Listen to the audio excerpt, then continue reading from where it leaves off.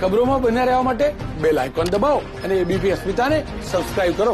રાજ્યમાં પેટા ચૂંટણીની તારીખો જાહેર થઈ ગઈ છે ત્યારે આપની ચેનલ મોરબી વિધાનસભા સીટ પર પહોંચી જ્યાં એબીપી અસ્મિતાએ પેટા ચૂંટણીને લઈને જનતાનો મૂડ જાણ્યો. શું કહી રહી છે મોરબીની જનતા, આવવું જોઈએ અહેવાલમાં. મોરબી વિધાનસભાની પેટા ચૂંટણી જાહેર થઈ ગઈ છે. આગામી 3 તારીખે પેટા ચૂંટણી યોજાવાની છે. 3 નવેમ્બરના રોજ સીધા જ આપણે મોરબીના કાયાજી વિસ્તાર છે ત્યાં આપણે પહોંચ્યા છીએ. બેન, શું નામ તમારું? પૂનમબેન હિરાણી. પૂનમબેન, કયા કયા મુદ્દા રહેશે? ચૂંટણી ફરી આવવાની છે મોરબીમાં. એક તો ગટરનો પ્રોબ્લેમ અને રસ્તાનો પ્રોબ્લેમ બહુ જ અહીંયા હેરાન કરે છે. રસ્તા ખરાબ છે એટલે ચૂંટણીમાં કયા મુદ્દા રહેશે બેન?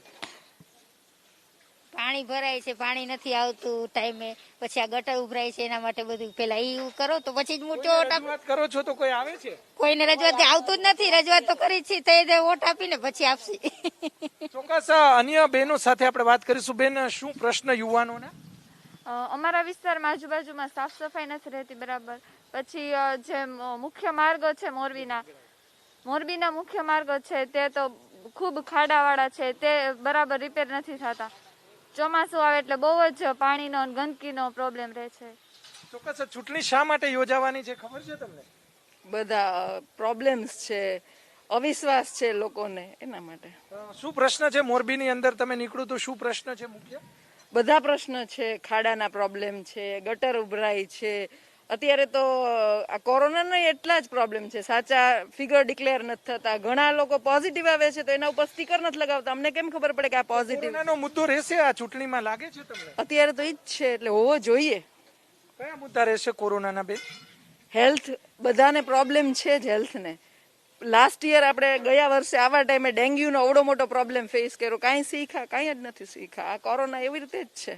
ચોમાસામાં શું પરિસ્થિતિ હોય છે મોરબી? ચોમાસામાં પાણી ભરાયેલા જ રહે છે. એમ જ લાગે કે અહીંયા આપણે ઉદયપુર જેવું સિટી ડિક્લેર કર્યું, લેક સિટી જ્યાં હોય ને પાણી પાણી પાણી હોડી લઈને જવું જોઈએ એવું લાગે. કોઈ નેતાઓ આવે છે બેન? કોઈ નથી આવતા. અમે તો ઓળખતા નથી ફેસ થી જોઈને.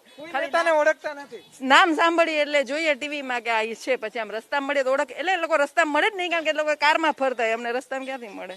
ચોક્કસ ખૂબ જ સારી વાત કરી બેને. તમે શું કહેશો બેન, કયા મુદ્દા રહે મોરબીમાં અને કયા મુદ્દાને લઈને તમે મત આપવાના છો?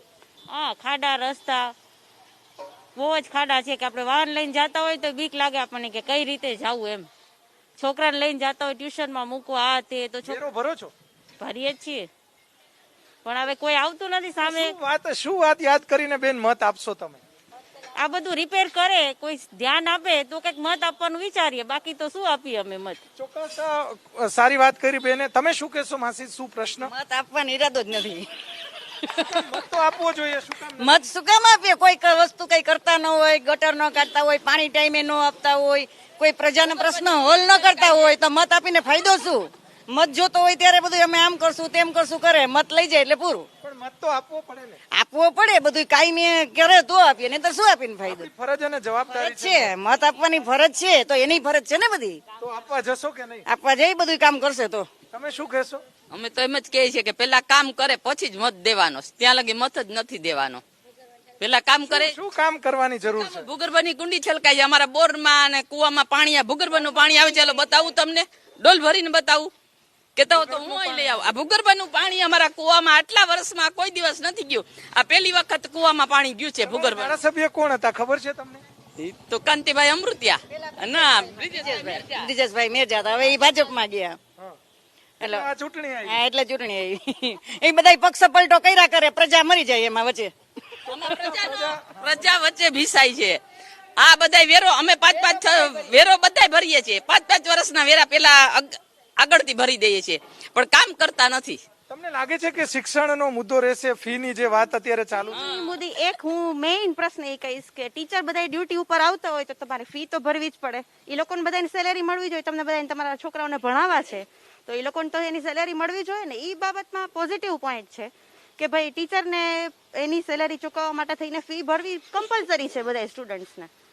એટલે બાળકો ઓનલાઈન ભણે છે બેન? ઈ તો તમને ઈ પોસિબલ નથી કે જેવું બધા 50 જણાની વચ્ચે જેવું ટીચર ભણાવી શકે એવું અમે એક છોકરાઓને પર્સનલી હા બોલો માસી, તમે જવાબ દો. 50% ફી ભરો, કઈક બાદ કરવી પડે. 100% ફી નો ચાલે ને, કેવી રીતે હાલે? અડધી કલાક ભણાવતા હોય, કલાક ભણાવતા હોય, નાખી ફી કેવી રીતે ભરવાની? આવા બધા મુદ્દા રહેશે ચૂંટણીમાં, મોરબીની ચૂંટણીમાં આ મુદ્દા રહેશે? એની કોઈ પ્રજા થતી જ નથી ઊભી. તો અહીંયા તો આ બધા હેરાન છે, નહીતર છે ને હેરાન હોય બધા.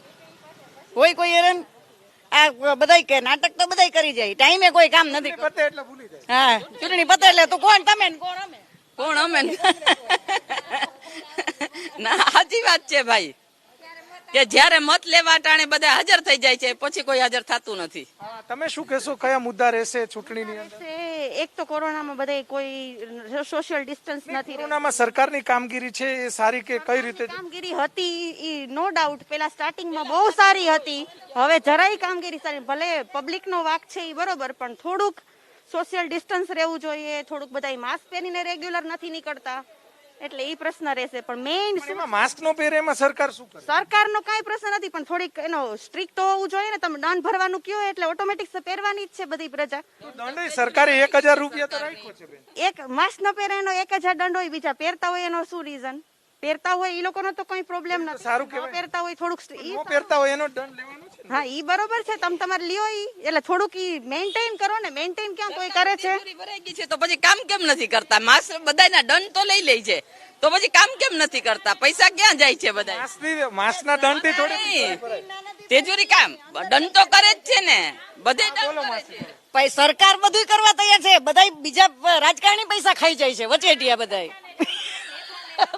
બોલો, તમે શું કહેવા માંગો છો? એ મત આપવો એ ખાસ જરૂર છે. એક મતની કિંમત 1 સોના જેટલી કિંમત છે, ભલે જે હોય સરકાર, પણ મતની કિંમત મત આપવા જવો એ આપણો અધિકાર છે મતની. અને જે આપણે આ સરકારે જે કામ કરે, તમે સરસ વાત કરી. મોરબીની જનતાને શું કહેવા માંગશો? બધા મત આપવા માટે નીકળે એવું કહેવા માંગશો? હા, કે આપણે જે ગમે તે સરકાર એમ કે કામ કરે છે અને મત આપવો એ ખાસ જરૂરી છે. અને સમાજને ઓળખાવાનું કે બધા 5 આંગળી હરખી ન હતી, અમુક સમાજનો વાંક હોય છે એમ કે સરકાર કરે છે, આપણે પ્રવચન કરવું પડે, આપણે કરવું પડે.